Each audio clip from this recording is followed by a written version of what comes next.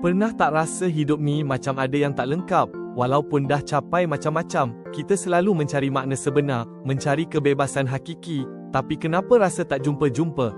Kekosongan tu, ia boleh menghantui kita, buat kita tertanya-tanya, apa lagi yang kurang dalam hidup ni? Betul tak? Tapi, bagaimana kalau saya cakap, kebebasan sejati tu datang bila kita betul-betul berserah dan mewakafkan diri pada Dia, seperti Keluaran 29:45, Aku akan tinggal di tengah-tengah orang Israel dan menjadi Tuhan mereka. Ini bukan hilang kebebasan, tapi menemui kebebasan yang jauh lebih besar dan bermakna dari belenggu dunia. Bila kita izinkannya menjadi Tuhan, kita buka hati pada kasih tak terbatas, pengampunan melimpah ruah. Ini janjinya, Dia sentiasa ada, takkan tinggalkan kita.